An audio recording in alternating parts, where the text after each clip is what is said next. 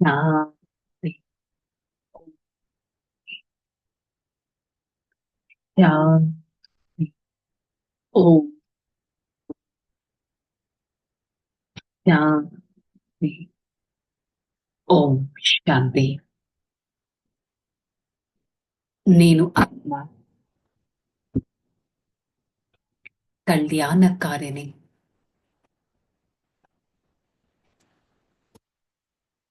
క్షణం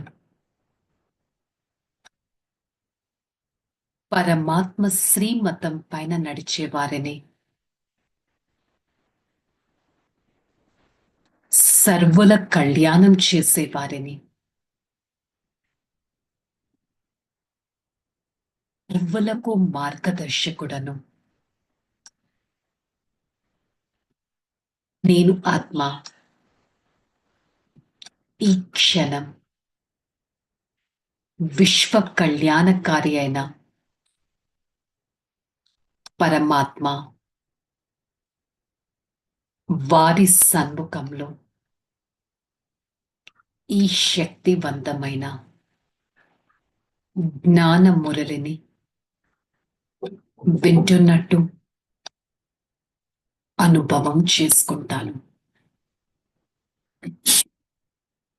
ఓం శాంతి.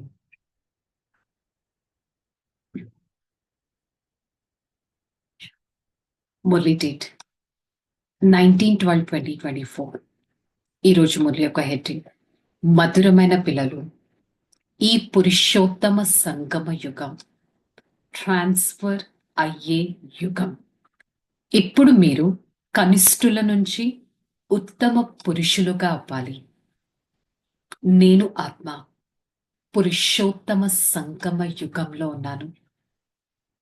తమో ప్రధానం నుండి సతో ప్రధానంగా, కాపర్ నుంచి ఏ విధంగా గోల్డెన్ గా, కనిష్ఠుల నుంచి ఉత్తములుగా, అసురి నుంచి దైవిగా తయారవ్వటానికి, ట్రాన్స్ఫర్ అవ్వటానికి స్వయం పరమాత్మ ఈ భూమి పైన అవతరించారు. మనల్ని అంతటి ఉత్తమ పురుషులుగా అనగా ఉత్తమమైన ఆత్మగా తయారవ్వడానికి. మరి రోజంతా నేను పురుషోత్తమ సంగమ యుగంలో ఉన్నాను అనే విషయం నేను గుర్తుపెట్టుకున్నానా లేదా చెక్ చేసుకోవాలి. ప్రశ్న: తండ్రితో పాటు ఏ పిల్లల మహిమ కూడా గానం చేయబడుతుంది? ఎవరైతే టీచర్లుగా అయ్యి అనేకుల కళ్యాణం చేయటానికి నిమిత్తులుగా అవుతారో వారి మహిమ కూడా తండ్రితో పాటు గాయనం చేయబడుతుంది. చేసేవారు, చేయించేవారు అయిన బాబా వారి ద్వారా అనేకుల కళ్యాణం చేయిస్తారు. కావున పిల్లల మహిమ కూడా జరుగుతుంది. అంటారు కదా, బాబా ఫలానా వారు మా పైన దయ చూపించారు, తద్వారా మేము ఎలా ఉన్నవారం ఎలా అయ్యాము అని అంటారు. టీచరుగా అవ్వడం కూడా ఆశీర్వాదం లభించడం. టీచరుగా అవ్వకుండా ఆశీర్వాదం లభించదు. టీచర్గా అనగా ఇతరులకి చెప్పే వారిగా తయారవుతే ఎన్నో ఆశీర్వాదాలు లభిస్తాయి. చెక్ చేసుకుందాం, మన లైఫ్లో ఎంత మంది నుంచి ఆశీర్వాదాలు తీసుకునే పాత్రదారుడిని నేను అనేది. మరి ఆత్మిక తండ్రి ఆత్మిక పిల్లలని అడుగుతున్నారు, బాబా మనల్ని ఎంతగా అర్థం చేయిస్తున్నారంటే, ప్రపంచమంతా ఎవరినైతే భగవంతుడు సర్వవ్యాపి అని అంటారు వారి గురించి మనం ఇప్పుడు తెలుసుకున్నాం. నామ రూపాలకి అతీతమైన వారు అని అంటారు కదా, కానీ వారి గురించి మనం తెలుసుకున్నాం. వారు సర్వవ్యాపి కాదు, వారు త్రికాలదర్శి అని అంటారు. వారు బ్రహ్మ అనే రథము ద్వారా మనకి వారి పరిచయాన్ని ఇస్తున్నారు. అసలు నామం, రూపం, దేశం, కాలం లేకుండా ఏదైనా ఉంటుందా? ఉండదు కదా. ఇది మనం అందరికీ నిరూపించి అర్థం చేయించాలి. పరమాత్మ కూడా నామం, రూపం ఉంటాయి. వారు ఎంతటి సూక్ష్మాతి సూక్ష్మమైన ఆత్మ. దివ్య దృష్టితోనే వారిని అనుభవం చేసుకోగలం.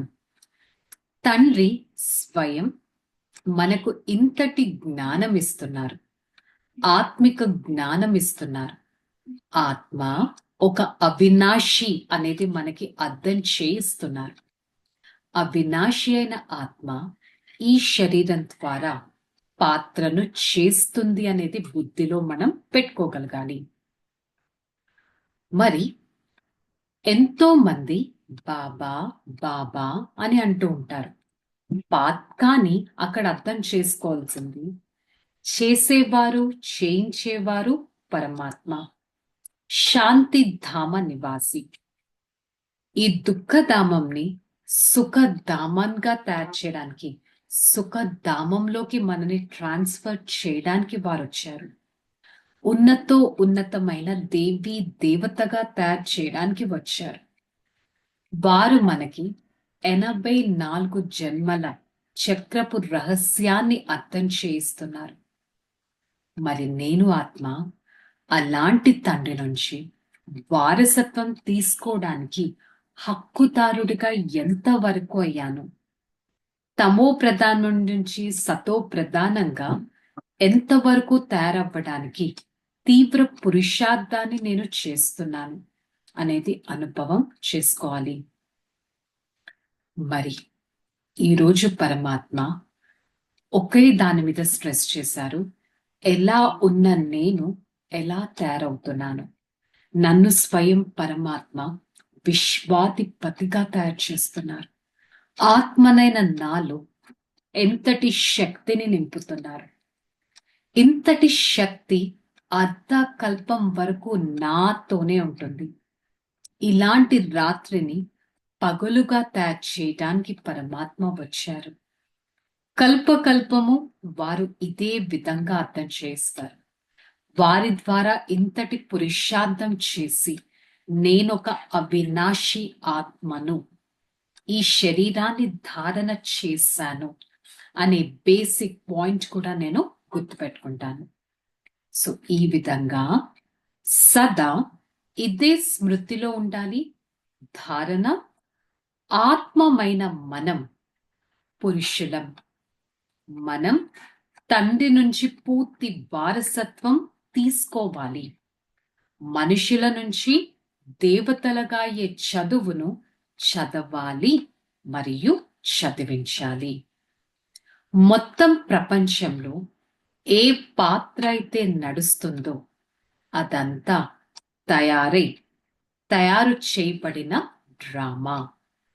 ఇందులో పురుషార్థం మరియు ప్రాలబ్ధం రెండు రచింపబడి ఉన్నాయి. పురుషార్థం అనగా ఎఫర్ట్ లేకుండా ప్రాలబ్ధం లభించదు. ఈ విషయాన్ని చాలా బాగా అర్థం చేసుకోవాలి. నేనొక తీవ్ర పురుషార్థి ఆత్మను అనే స్థితిలో ఉండాలి. వరదానం: ఏ సేవనైనా సత్యమైన మనసుతో మరియు లగ్నంతో చేస్తే సత్యమైన ఆత్మిక సేవాదారిగా అవుతారు. అంటే సేవ ఏదైనా కానీ దాన్ని సత్యమైన మనసుతో లగనంతో చేస్తే 100 మార్కులు లభిస్తాయి. సేవలో చిరాకు ఉండకూడదు. సేవను ఏదో పని చేయాలి, నడిపించాలి అని కాదు. మీ సేవ పాడైపోయిన వారిని బాగు చేయటం, అందరికీ సుఖాన్ని ఇవ్వడం, ఆత్మలను యోగ్యులుగా చేయటం, యోగిలుగా తయారు చేయటం, అపకారులకు కూడా ఉపకారాన్ని చేయడం, అవసరమైన సమయంలో ప్రతి ఒక్కరికి తోడును ఇవ్వడం, సహయోగాన్ని ఇవ్వటం, ఇదే ఆత్మిక సేవ. స్లోగన్: పవిత్రతయే బ్రాహ్మణ జీవితం యొక్క నవీనత. ఇదే జ్ఞానం యొక్క పునాది. నేను పవిత్రంగా అవ్వగలుగుతున్నానా? నా లైఫ్ లో నవీనతను తీసుకొస్తున్నానా? జ్ఞానం యొక్క ఫౌండేషన్ పవిత్రతను ఎంత పక్కాగా చేసుకుంటున్నాను అనేది చెక్ చేసుకోవాలి. సో ఈరోజు ముళ్ళు యొక్క స్వమానం: నేను ఆత్మిక సేవదారి ఆత్మను. ఓకే, చలో రిలాక్స్. ఓం శాంతి. నేను ఆత్మ, నిశ్చింత చక్రవర్తిని, నిరాకారి ఆత్మను, సత్యమైన చైతన్యమైన పవిత్రతా స్వరూపుడను, దివ్యమైన ఆత్మను, పరోపకారి ఆత్మను, తీవ్ర పురుషార్థి ఆత్మను, సత్యమైన ఆత్మిక మార్గంలో నడిచే వారిని, నిశ్చింత చక్రవర్తిని.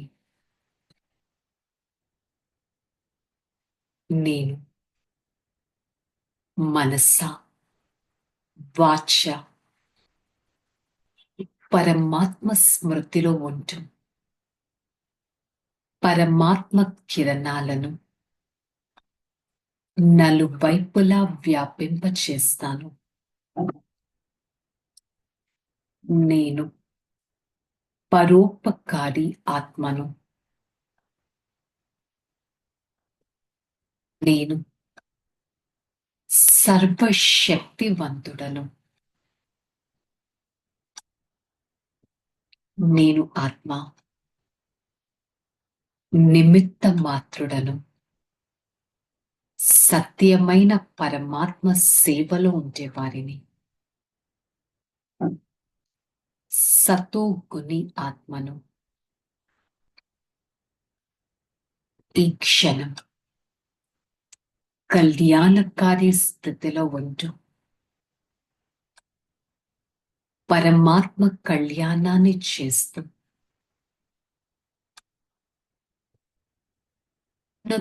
ఉన్నతమైన శక్తివంతమైన ఆత్మగా, సుఖ స్వరూప ఆత్మగా,